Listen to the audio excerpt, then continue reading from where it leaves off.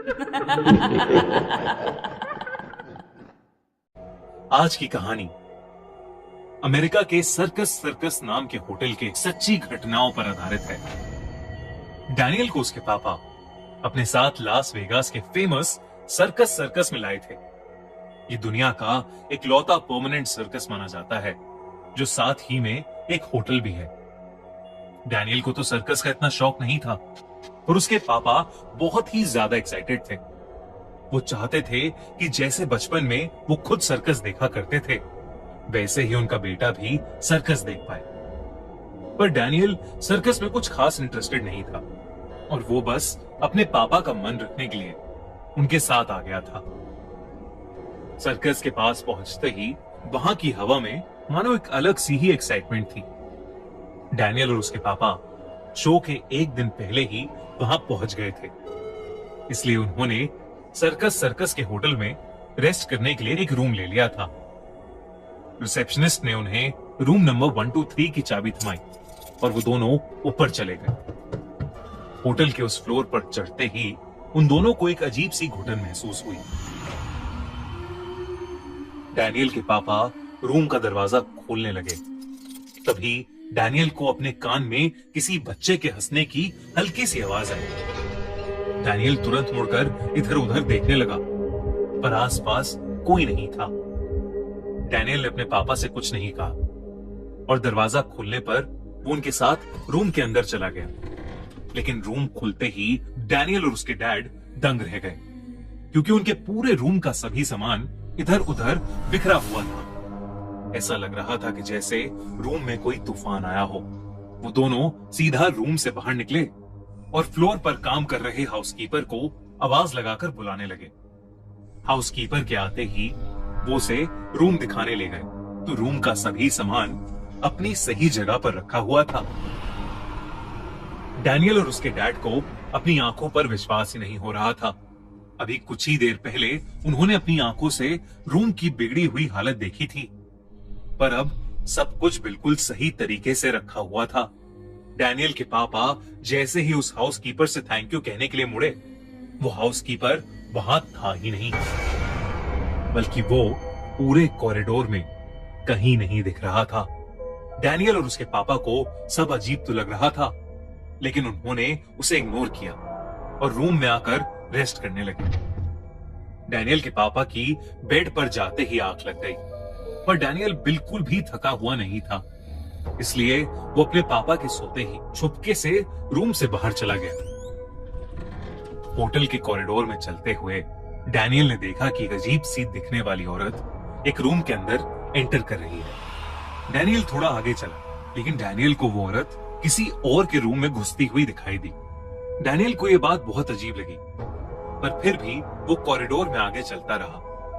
लेकिन जब उसे वो औरत तीसरी बार किसी और रूम में जाती दिखी, तो वो अचानक घबरा उठा। उसने सोचा कि उसे चुपचाप वापस अपने रूम में चले जाना चाहिए, लेकिन वो जैसे ही पीछे मुड़ा, उसने देखा कि कॉरिडोर के एंड में वही औरत खड़ी थी और वो डैनियल को ही घूर रही थी। उसकी आंखें पूरी तरह से लाल थीं, उसके बाल बिखरे हुए थे और चेहरा बेहद डरावना लग रहा था। जब डैनियल ने ध्यान से उसे देखा, तो उसके हाथ नॉर्मल से बहुत ज्यादा लंबे थे, जिन्हें देखकर डैनियल सुन। इस वीडियो में आगे बढ़ने से पहले मैं आपको हुकम के बारे में बताना चाहता हूं। एक राइटर अपने पेरेंट्स की एशेज लेकर आयरलैंड के होटल में जाता है, जहां उसके पेरेंट्स कभी अपने हनीमून पर आए थे, पर उस राइटर को यह नहीं पता होता कि वो होटल हॉन्टेड है, और वो फंस जाता है उस हॉन्टेड होटल के अंदर, जहां एक विच यानी एक चुड़ैल उसका इंतजार कर रही है। हुकम शायद इस साल की सबसे डरावनी मूवी होने वाली है, और सबसे क्रेजी बात यह है कि मैं दिव्य अपनी खूनी मंडे फैमिली के लिए हुकम का एक स्पेशल मूवी प्रीमियर कर रहा हूं नोएडा में। तो अगर मेरे साथ हुकम देखनी है तो पिन कमेंट में दिया हुआ फॉर्म फिल करो। लकी विनर्स को 14 मई को नोएडा में मूवी प्रीमियर का फ्री इनवाइट मिलेगा, और हम सब पॉपकॉर्न और कोल्ड ड्रिंक के साथ इस मूवी हुकम का मजा उठाएंगे। और सिर्फ मूवी ही नहीं, उसके बाद हम बैठकर उसके हिडन मीनिंग्स, थ्योरीज और आपके रिएक्शंस पर भी बात करेंगे। तो मिलते हैं 14 मई को। Link in the pin comments. पड़ गया था। तभी अचानक से डैनियल के कान में धीमे से किसी बच्चे के रोने की आवाज गूंजी। दूसरी तरफ रूम में डैनियल के पापा की आंख खुली तो उन्होंने देखा कि उनके साथ कोई सो रहा है। उन्हें लगा कि डैनियल भी थक कर उनके साथ ही सो गया होगा, लेकिन जैसे ही वो डिनर के लिए डैनियल को उठाने आगे बढ़े, उन्होंने जो देखा उससे उनका दिल ही दहल गया। डैनियल के पापा ने उसके ऊपर से चद्दर उठाई तो उस चद्दर के नीचे डैनियल नहीं बल्कि एक बच्चे की लाश पड़ी थी। उस बच्चे की पूरी बॉडी नीली पड़ी हुई थी और ऐसा लग रहा था कि जैसे उसकी नसें बाहर आ रही थी। उस बच्चे के सर पर गोली का निशान भी था। डैनियल के पापा उस बच्चे की बॉडी को देखते ही चीख पड़े कि तभी उस बच्चे की लाश की आंखें खुल गईं। वो देखकर डैनियल के पापा उस रूम से बाहर भागे और डैनियल को ढूंढने की कोशिश करने लगे। वो जोर जोर से डैनियल को आवाज लगाकर पुकारने लगे, पर डैनियल का कोई अता पता ही नहीं था। तभी उस होटल के कॉरिडोर में डैनियल के पापा को वही लंबी हाथ वाली औरत दिखी जो पहले डैनियल को दिखी थी। वो डैनियल के पापा को बहुत ही गुस्से भरी आंखों से देख रही थी। डैनियल के पापा तो उस औरत को देखकर ही कांप उठे थे। अचानक ही उस औरत के हाथ लंबे हो गए और उसने डैनियल के पापा की गर्दन पकड़ ली और उन्हें हवा में उठा लिया। उस औरत ने डैनियल के पापा पर चीखते हुए पूछा, मेरे बच्चे को क्यों मारा? डैनियल के पापा उसे देखते देखते बेहोश हो गए। जब उनकी आंख खुली तो वो अपने ही रूम में थे और उठते ही उन्होंने देखा कि जमीन पर डैनियल लेटा हुआ था। डैनियल के पापा तेजी से उसके पास गए तो उन्होंने देखा कि डैनियल सांसें नहीं ले रहा है। डैनियल के पापा को कुछ भी समझ नहीं आ रहा था कि तभी उनकी नजर सामने की तरफ पड़ी। वहां वही औरत उस बच्चे के साथ खड़ी थी जिसकी लाश डैनियल के पापा ने अपने बिस्तर में देखी थी। अगली सुबह हाउसकीपर के बार बार नॉक करने पर भी किसी ने जब दरवाजा नहीं खोला तो होटल के स्टाफ ने उस रूम का दरवाजा तोड़ दिया और रूम के अंदर से डैनियल और उसके पापा को बेहोशी की हालत में पाया गया। उन्हें फौरन हॉस्पिटल एडमिट किया गया, जहां वो दोनों होश में आए और उन्होंने अपने साथ हुआ पूरा किस्सा सबको बताया। तब उन्हें पता चला कि सर्कस होटल हॉन्टेड है और कुछ सालों पहले रूम नंबर 123 में सर्कस में काम करने वाले एक माँ और बेटा रहते थे, जिनकी एक दिन सर्कस के बाद कुछ गुंडों से बहस हो गई और उन गुंडों ने गुस्से में आकर उन माँ बेटे को गोलियों से मार डाला। वो औरत उस दिन अपना सर्कस का लंबे हाथों वाला कॉस्ट्यूम भी नहीं उतार पाई थी और तब से वो वैसे ही उस होटल में भटकती है और सर्कस होटल को हॉन्टेड माना जाता है। वो औरत और उसका बच्चा हर किसी को अपनी मौत का दोषी मानते हैं और हो ना हो डैनियल और उसके पापा का सामना भी उन्हीं से हुआ था। ये कहानी हमारे एक व्यूअर आयशी ने हमें भेजी है और ये उनके मामा के साथ हुई सच्ची घटना पर आधारित है। कुछ साल पहले मुझे बंगाल के एक छोटे से शहर में फैक्ट्री इंस्पेक्शन के लिए जाना पड़ा, जहां काम खत्म होते होते मुझे काफी लेट हो गया था। इसीलिए मैं उस फैक्ट्री के पास वाले होटल में जाके ठहर गया। जब मैं वहां पहुंचा तो रिसेप्शनिस्ट ने मुझे बताया कि सारे रूम्स फुल हो चुके हैं। काफी रात हो चुकी थी और बाहर बहुत ज्यादा ठंड थी। इतनी देर रात मैं कहां जाता। मैंने उस रिसेप्शनिस्ट से बहुत रिक्वेस्ट करी और मेरी लाख मिन्नतों के बाद उसने मुझे 6th फ्लोर पर एक रूम दे दिया। पर रूम में जाते जाते उसने मुझसे एक बात बोली जिसे सुनकर मुझे थोड़ा अजीब लगा। वो बोला कि आप अपना रूम 12 बजे के बाद बिल्कुल मत खोलिएगा। मैंने उस बात पर ज्यादा गौर नहीं किया और उसे पानी की बोतल भिजवाने के लिए बोलकर मैं अपने रूम चला गया। मैं इतना थका हुआ था कि मुझे कब नींद आई मुझे पता ही नहीं चला। मैं सो ही रहा था कि मेरे रूम पर ठक ठक हुई। मुझे लगा कि फाइनली पानी की बोतल आ गई है। मैंने उठ के देखा तो कमरे में एकदम अंधेरा था और शायद होटल की लाइट भी चली गई थी। जब मैंने दरवाजा खोला तब मैं नींद में ही था, तो मैंने टाइम पर ध्यान नहीं दिया। दरवाजे पर एक आदमी था जिसका पूरा मुंह एक सफेद शॉल से ढका हुआ था। उसके एक हाथ में लालटेन थी और दूसरे हाथ में पानी की बोतल। जैसे ही मैं पानी की बोतल लेने के लिए आगे बढ़ा, वो आदमी थोड़ा पीछे हो गया और होटल की बालकनी की तरफ चलने लगा। मैं उस पर चिल्लाते हुए आगे बढ़ा, लेकिन वो मेरी बात ही नहीं सुन रहा था। अरे अरे, पानी की बोतल तो दे के जाओ। मुझे गुस्सा आ गया और मैंने उस आदमी का हाथ पकड़ लिया। वो एक पल के लिए रुका और पीछे मुड़ा। फिर जैसे ही मैंने उससे पानी छीनने की कोशिश करी, वो आदमी मेरे ऊपर जोर से चिल्लाया और उसकी शॉल उसके मुंह से हट गई। मैंने जो देखा वो देखकर मैं हक्का बक्का रह गया। उस आदमी की आंखें नहीं थी, सर ऊपर से खुला हुआ था और पूरा चेहरा जला पड़ा था। मैं एकदम से बहुत ज्यादा घबरा गया और तुरंत अपने कमरे की ओर वापस भागा। मैंने देखा कि घड़ी में 1:30 बज रहा है और तब मुझे उस रिसेप्शनिस्ट की बात याद आई। तभी मेरे रूम में वापस ठक ठक हुई। मैंने इस बार दरवाजा नहीं खोला और रिसेप्शन पर कॉल लगाया। रिंग बजती रही लेकिन किसी ने भी फोन नहीं उठाया। मैं सारी रात दरवाजे पर ठक ठक की आवाज से बहुत ज्यादा डर गया था और सुबह सूरज निकलते ही मैंने रिसेप्शनिस्ट के पास जाकर उसे खूब डांटा। तब उस रिसेप्शनिस्ट ने मुझे बताया कि कुछ साल पहले रात के 12 बजे के बाद उस होटल के 6th फ्लोर पर एक आदमी ने खुद को जलाकर सुसाइड की थी।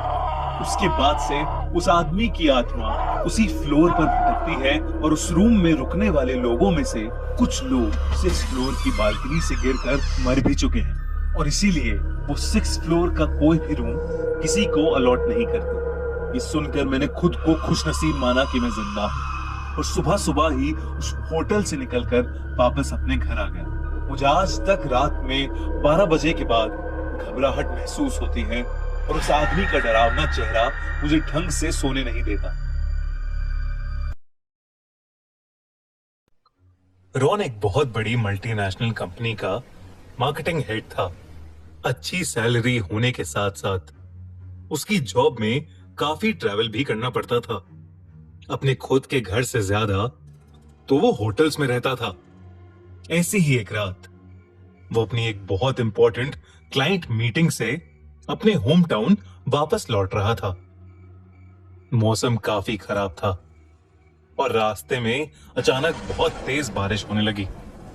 रॉन के ड्राइवर के लिए गाड़ी चलाना मानो इम्पॉसिबल सा हो गया था। इतनी तेज बारिश में ड्राइवर को कुछ भी ढंग से नहीं दिख रहा था। कुछ समझ न आने पर रॉन ने ड्राइवर को बोलकर गाड़ी एक होटल के सामने रुकवा दी। वो होटल बहुत पुराना सा लग रहा था, पर उस हाईवे पर वो एक लौता होटल था। रॉन ने ज्यादा ओवरथिंक नहीं किया और होटल के अंदर चला गया। वो सोच रहा था कि वो आज की रात उस होटल में रुक जाएगा और सुबह जब बारिश रुकेगी तो वो अपने घर वापस लौट जाएगा। होटल में एंटर करते ही रॉन को रिसेप्शन पर एक लड़की दिखी। वो थोड़ी अजीब सी दिख रही थी, जैसे कई रातों से सोई नहीं हो। पर रॉन ने उस बात पर ज्यादा ध्यान नहीं दिया। वो बहुत थका हुआ था और बस रूम में जाकर सोना चाहता था। इसलिए उसने जल्दी से जाकर रिसेप्शन पर बैठी उस लड़की से होटल रूम की रिक्वेस्ट की। उस लड़की ने रॉन का आइडेंटिटी प्रूफ लेकर उसे रूम नंबर 303 की चाबी पकड़ा दी। वो होटल में लगी लिफ्ट की ओर गया और बटन दबाकर लिफ्ट के आने का इंतजार करने लगा। लिफ्ट के आते ही रॉन ने उसमें घुसकर 3rd फ्लोर का बटन प्रेस किया। जैसे ही लिफ्ट के दरवाजे बंद होने लगे, वो रुक कर दोबारा खुले, जैसे मानो किसी ने बाहर से अपना हाथ लिफ्ट रोकने के लिए अटकाया हो। रॉन को ये चीज बहुत अजीब लगी, पर लिफ्ट की खस्ता हालत देखकर उसने इसे इग्नोर करना बेहतर समझा और डोर क्लोज के बटन को प्रेस कर दिया। लिफ्ट बंद होने के बाद ऊपर की तरफ जाने लगी। तभी रॉन की नजर लिफ्ट के फ्लोर बटन्स पर पड़ी। उसकी नजरों के सामने ही थर्ड फ्लोर वाले बटन पर जल रही लाइट एकदम से बंद हो गई और फिफ्थ फ्लोर के बटन की लाइट अपने आप जल गई। ये देखकर रॉन थोड़ा सहम गया और उसने तेजी से थर्ड फ्लोर के बटन को बार बार दबाना शुरू कर दिया, पर लिफ्ट का कोई भी बटन अब काम नहीं कर रहा था। रॉन को बहुत अजीब लग रहा था और बटन्स को प्रेस करने की कश्मकश में रॉन को महसूस हुआ कि कोई उसके पीछे खड़ा उसकी गर्दन के पास सांसें ले रहा है। रॉन तुरंत पीछे पलटा, लेकिन उसे कोई नहीं दिखा। रॉन को अब घबराहट होने लगी थी। लिफ्ट फोर्थ फ्लोर तक पहुंच गई थी। रॉन का दिल मानो उसके शरीर से बाहर धड़क रहा था कि उसी समय लिफ्ट के अंदर जल रही एक छोटी लाइट भी बंद हो गई। लिफ्ट वहीं रुक गई और रॉन लिफ्ट के दरवाजे को जोर जोर से पीटने लगा। हेल्प, हेल्प मी, कोई है? Somebody please help. वो जोर जोर से चिल्ला ही रहा था कि अचानक अंधेरे में रॉन के मुंह पर एक हाथ आ गया, जिससे उसकी आवाज निकलनी बंद हो गई और उसके दाहिने कान में जोर से एक आवाज आई। अब रॉन की हालत इतनी खराब हो गई थी कि वो होश खोने लगा था, पर कुछ ही सेकंड्स में लाइट वापस आ गई। अब भी लिफ्ट में अपने अलावा रॉन को कोई और नहीं दिख रहा था, पर उसे यकीन था कि उस लिफ्ट में उसके साथ कोई तो जरूर है। इतने लिफ्ट फिफ्थ फ्लोर पर जाकर रुकी और उसके दरवाजे खुले। लिफ्ट के खुलते ही रॉन सीढ़ियों की तरफ भागा। रॉन अब इतना घबरा चुका था कि उसके मुंह से चीख भी नहीं निकल पा रही थी। उसे अभी भी ऐसा लग रहा था कि जैसे कोई सीढ़ियों पर भी उसके पीछे पीछे आ रहा है। सीढ़ियों से नीचे भागते भागते उसके कानों में किसी आदमी के हंसने की आवाज गूंज रही थी। जैसे तैसे करके रॉन रिसेप्शन तक पहुंचा और हाफते हुए रिसेप्शन वाली लड़की से कहने लगा, लिफ्ट, लिफ्ट, फिफ्थ फ्लोर, वो आदमी, वो। रिसेप्शनिस्ट ने रॉन को पानी दिया और फिर रॉन ने रिसेप्शनिस्ट को अपने साथ हुआ पूरा किस्सा बताया। उसके बाद उस रिसेप्शनिस्ट ने रॉन को कुछ ऐसा कहा जिससे रॉन के होश उड़ गए। उसने कहा, सर फिफ्थ फ्लोर? हमारे होटल में तो सिर्फ 4 ही फ्लोर्स हैं। ये सुनकर रॉन कुछ सेकंड्स के लिए सुन्न पड़ गया। अपने साथ हुई घटना को वो बयां ही नहीं कर पा रहा था। रॉन घबराहट में उस होटल से बाहर निकला और अपनी गाड़ी की तरफ दौड़ा। उसका ड्राइवर वहीं गाड़ी के अंदर लेटा हुआ था। उसने ड्राइवर को जल्दी से गाड़ी स्टार्ट करने को बोला और ड्राइवर ने भी उसकी हालत देखकर तुरंत गाड़ी स्टार्ट की और उस होटल से निकलने लगा। होटल से निकलते हुए रॉन ने गाड़ी के रियर व्यू मिरर में देखा तो उसे होटल की एंट्री पर खड़ी वो रिसेप्शनिस्ट दिखी और उसी के पीछे खड़ा एक बड़ा सा काला साया था जो उसे देखकर मुस्कुरा रहा था। उस दिन के बाद से रॉन को लिफ्ट में जाने से डर लगने लगा। वो फिर कभी अकेले लिफ्ट में नहीं जाता, ना ही वो अब कभी देर रात में ट्रैवल करता है। उसे कभी कभी सपने आते हैं कि वो एक लिफ्ट के अंदर है और वो लिफ्ट उसे एक ऐसी जगह ले जा रही है जो असलियत में है ही नहीं और जहां वो हमेशा हमेशा के लिए फंस जाएगा। ये कहानी जुलाई 2015 की है, जिस साल आशीष ग्रेजुएट हुआ था और उसे यूएसए में एक बहुत अच्छी जॉब का ऑफर मिला था। फेयरवेल के लिए आशीष के 4 दोस्तों ने उसे मसूरी ले जाने का फैसला किया। आशीष के यूएस जाने से 2 हफ्ते पहले वो 3 दिन की ट्रिप के लिए मसूरी निकल गए। पहले के 2 दिन उन्हें बहुत मजा आया। उन्होंने जगह जगह घूम के मसूरी की खूबसूरत वादियों का खूब लुत्फ उठाया। पर ट्रिप के आखिरी दिन आशीष ने जिद पकड़ ली कि वो मसूरी का फेमस होटल होटल हैवॉक देखना चाहता है। उस होटल के बारे में कुछ ऐसे किस्से पूरे मसूरी में फैले हुए थे जिसे सुनकर किसी की भी रूह कांप जाएगी। कहा जाता है कि वहां एक ब्रिटिश डचेस यानी एक अंग्रेज विडो की आत्मा घूमती है जो कि हर किसी की जान लेना चाहती है। पर आशीष ने इस सारी कहानियों को नजरअंदाज कर दिया और अपने दोस्तों से वहां जाने की जिद करने लगा। अब उसका फेयरवेल था और उसके दोस्तों ने भी उसकी बात मान ली और शायद यही उनकी जिंदगी की सबसे बड़ी गलती थी। रात के 2 बजे वो और उसके दोस्त होटल हैवॉक पहुंच गए।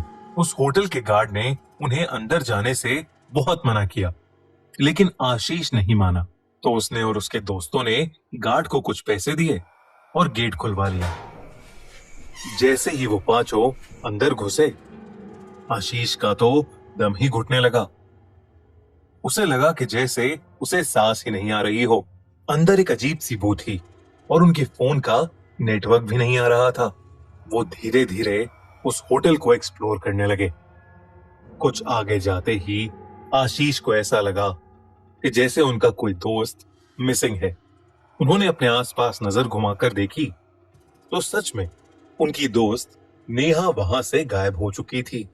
आशीष ने जब अपने बाकी दोस्तों से पूछा कि नेहा कहाँ गई, तो किसी को उसके बारे में कुछ नहीं पता था।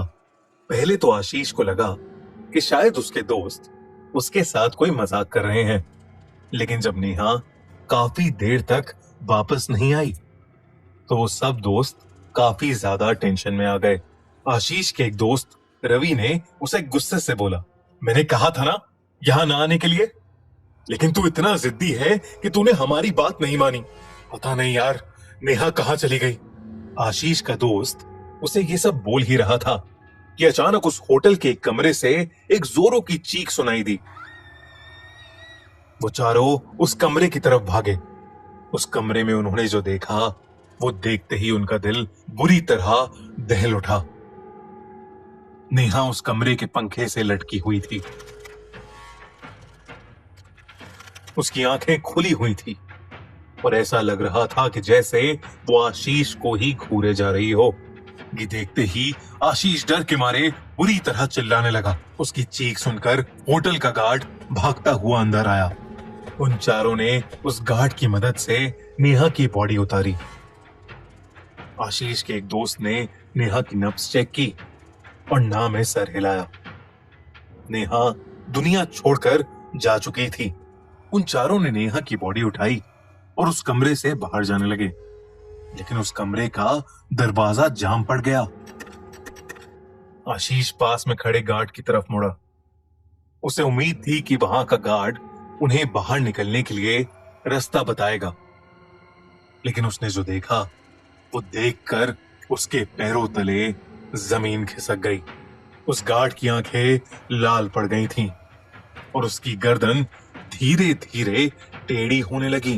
कुछ ही पलों में उस गार्ड का सर धड़ से अलग हो गया और उसका सर कटा शरीर उन चारों की तरफ आगे बढ़ने लगा। इसी तरह वो जाम दरवाजा खुला और वो चारों उस रूम से भाग निकले। होटल के कॉरिडोर में भागते भागते अचानक उन्हें अपने सामने नेहा खड़ी हुई दिखी। वो नेहा को देखते ही चौंक उठे, क्योंकि नेहा की बॉडी को तो उन्होंने अपने हाथों में उठाया हुआ था। उन्हें समझ नहीं आ रहा था कि वो क्या करें।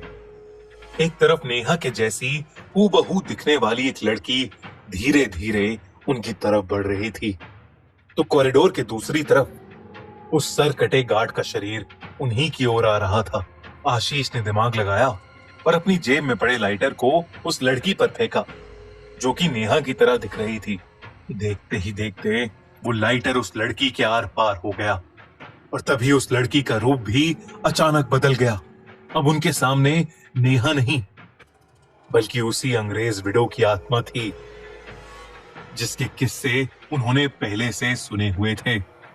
उसका भयानक रूप देखकर उन चारों की हालत खराब हो गई। वो चारों कुछ सोच पाते उससे पहले ही वो औरत उनके सामने आकर खड़ी हो गई और उसने धीरे धीरे अपने लंबे हाथ उनकी ओर फैलाना शुरू कर दिया। तभी उनके एक दोस्त को दिखा कि एक कमरा खुला हुआ है। वो चारों जल्दी से उस कमरे की तरफ भागे। आशीष और उसके दो दोस्त तो उस कमरे के अंदर चले गए, लेकिन नेहा और रवि उस औरत की चपेट में आ गए। आशीष और उसके दोनों दोस्तों ने उनको बचाने की कोशिश की, लेकिन वो कुछ नहीं कर पाए। अब बस वो किसी तरह अपनी जान बचा लें, उनके दिमाग में यही चल रहा था। तभी आशीष को उस रूम में एक खिड़की दिखी जो हल्की सी टूटी हुई थी। उन तीनों ने मिलकर वो खिड़की तोड़ी और बाहर जंगल की तरफ भागे। किसी तरह उन्हें अपनी गाड़ी मिली और वो जल्दी से उसे स्टार्ट करके उस होटल हैवॉक से सीधा पुलिस स्टेशन गए। पुलिस वालों ने पहले तो देर रात में वहां जाने से मना कर दिया, लेकिन उन तीनों की हालत देखकर वो मान गए। जब पुलिस वहां पहुंची तो वहां उन्हें नेहा और रवि की बॉडी मिली। ताज्जुब से रवि और नेहा दोनों की ही सांसें चल रही थीं। उन्हें जल्दी से हॉस्पिटल ले जाया गया। पुलिस ने उस होटल में अच्छी तरह छानबीन की, लेकिन उन्हें कोई औरत नहीं मिली और ना ही उस गार्ड के शरीर का कोई नामो निशान था। पर आशीष, जो कि पुलिस के साथ ही डरा हुआ एक कोने में खड़ा था, उसे होटल के एक रूम की खिड़की से वो विधवा चुड़ैल और वो सरकटा गार्ड दोनों ही दिख रहे थे। वो चुड़ैल भी आशीष को ही घूरे जा रही थी, पर आशीष ने किसी से कुछ नहीं बोला और वो लोग वहां से हमेशा हमेशा के लिए निकल गए। आज की तारीख में आशीष और उसके चारों दोस्त सही सलामत हैं। आशीष अब यूएसए में काम करता है। उस इंसिडेंट के बाद से वो वापस कभी इंडिया नहीं आया, लेकिन आशीष और उसके चारों दोस्त जब भी उस रात को याद करते हैं तो उनकी रूह कांप उठती है।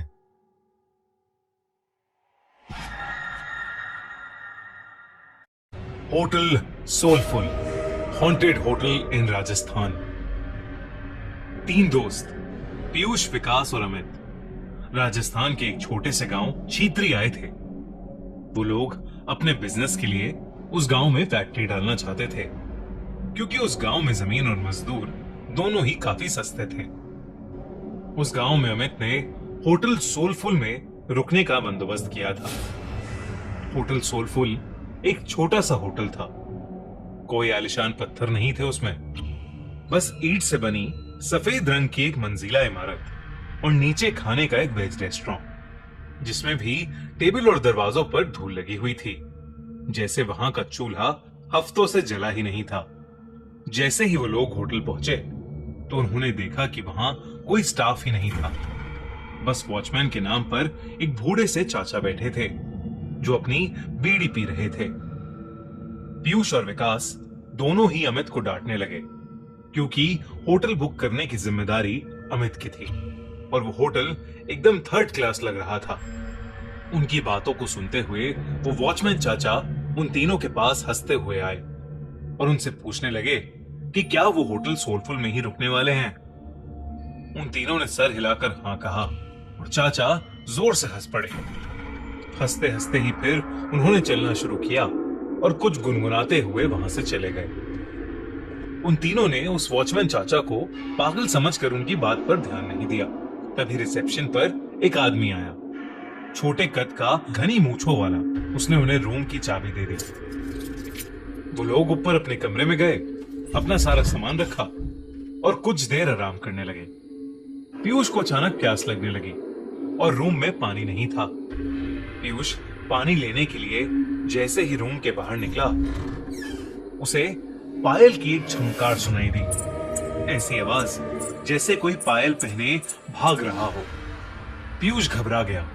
उसको ये बात बेहद अजीब लगी, क्योंकि उस होटल में कोई और नजर नहीं आ रहा था और उसके फ्लोर के कॉरिडोर के एंड से पायल की आवाज के साथ साथ एक जवान लड़की की हंसने की आवाज भी आने लगी। पीयूष उस आवाज के पीछे जाने लगा कि तभी उसके कंधे पर किसी ने हाथ रखा और पीयूष चीख पड़ा। पीछे रिसेप्शनिस्ट पानी लेकर खड़ा था। पीयूष ने अपनी बौखलाहट में उस रिसेप्शनिस्ट को डांटा और पानी लेकर वापस अपने रूम में चला गया। देर रात विकास रूम के बाहर होटल की बालकनी में खड़ा अपनी गर्लफ्रेंड से बात कर रहा था।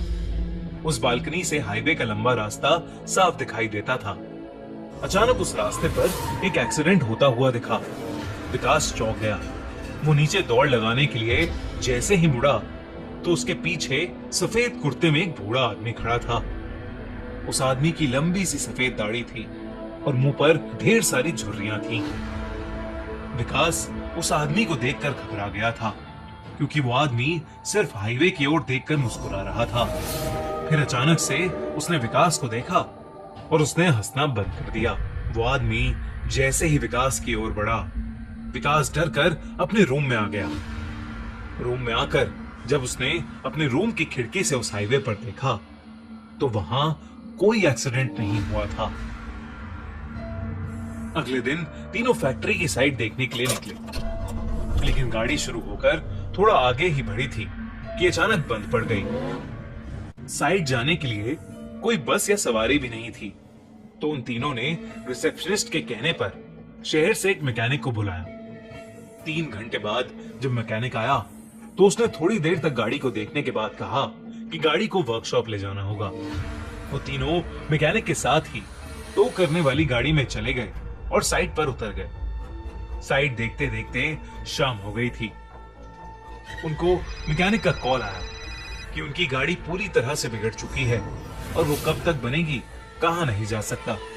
अब उन्होंने वापस जाने के लिए एक ट्रक वाले से बात की और उस ट्रक वाले को होटल पर खाना खिलाने का लालच दिया। लेकिन जब उन्होंने उस ट्रक वाले के सामने होटल सोलफुल का नाम लिया तब वो ट्रक वाला बेहद घबरा गया। उस ट्रक वाले ने उन्हें बताया कि होटल सोलफुल में भूतों का बसेरा है। उसने कहा कि होटल सोलफुल एक कब्रिस्तान पर बनाया गया था। एक नहीं बल्कि 100 से भी ज्यादा भूत वहां रहते हैं और इसलिए वहां कोई भी नहीं जाता। पीयूष और विकास के साथ हुए हादसों ने उन्हें सोचने पर मजबूर तो किया, पर अमित भूत प्रेत और सुपर नेचुरल चीजों में नहीं मानता था। उसने ये बात रफा दफा कर दी और ट्रक ड्राइवर से कहा कि वो उन्हें होटल से थोड़ा दूर ही उतार दे। बहुत मनाने के बाद वो ट्रक वाला मान गया और वो तीनों जैसे तैसे होटल पहुंचे।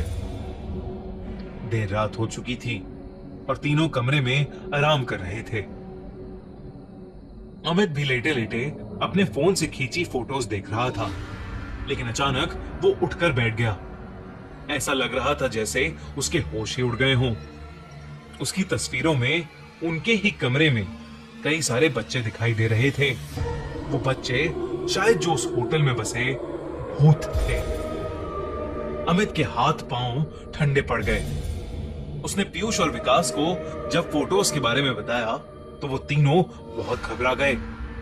वो उस होटल के रिसेप्शनिस्ट को ढूंढते हुए नीचे आए, लेकिन रिसेप्शनिस्ट का नामो निशान ही नहीं था।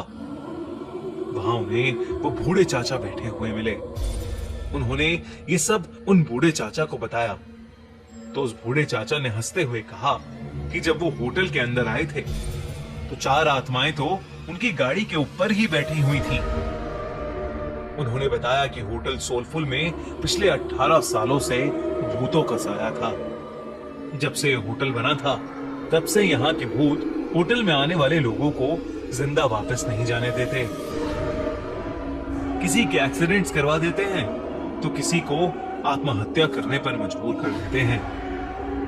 फिर होटल की बालकनी की ओर इशारा करके उन्होंने बताया कि वहां देखो, वो सफेद कुर्ते में एक बूढ़ा आदमी खड़ा है। उस आदमी ने यहाँ होटल बनाने से मना किया था क्योंकि यह जगह कब्रिस्तान की थी। लेकिन कुछ महीनों बाद होटल के सामने वाली रोड पर उसकी एक्सीडेंट से मौत हो गई और आखिर में उस वॉचमैन ने उन तीनों को बताया कि उनकी गाड़ी ठीक नहीं होने वाली थी। वो गाड़ी अपने साथ कई साए ले गई थी। होटल में रहने वाले उन बच्चों की आत्माओं को वो गाड़ी पसंद आ गई थी और शायद इसलिए वो तीनों अब तक जिंदा भी थे। उस बूढ़े वॉचमैन ने उनसे अपनी जान बचाकर वहां से निकल जाने को कहा। ये सब बातें सुनकर उन तीनों के पसीने छूट गए। उन्होंने फैसला किया कि वो अभी की अभी होटल से निकल जाएंगे। वो तीनों अपना सामान लेकर निकल ही रहे थे कि तभी उन्हें वो रिसेप्शनिस्ट मिला। वो तीनों उसे धक्का मार के वहां से तेजी से भागे। हाईवे पर आकर वो लोग आगे जा रही गाड़ियों से लिफ्ट मांगने लगे, लेकिन कोई गाड़ी रुकने का नाम ही नहीं ले रही थी। तभी वो रिसेप्शनिस्ट उनके पास आया और हाफते हुए उनसे पूछा कि वो लोग भाग क्यों रहे थे। रिसेप्शनिस्ट उन्हें होटल में वापस अंदर आने के लिए कहने लगा और तब अचानक से हवा के झोंके से उसका मफलर उड़ गया और उन तीनों को उसके गले में फांसी के फंदे का निशान दिखाई दिया। उन तीनों के पैरों तले जमीन खिसक गई। वो समझ गए कि शायद यहां सभी मर चुके हैं और कोई भी जिंदा नहीं है। तीनों डर के मारे हाईवे के रास्ते पर भागने लगे। भागते भागते जब कुछ दूर तक पहुंच गए तो उन्होंने पीछे पलट कर देखा। हवा में कई सारे भूत उस होटल के चक्कर लगा रहे थे और रोड पर खड़े वो वॉचमैन और रिसेप्शनिस्ट उन्हें देखकर अजीब तरीके से मुस्कुरा रहे थे। चीतरी गांव के बारे में बात करने से आज भी वो तीनों बेहद घबराते हैं। उनकी जान तो बच गई,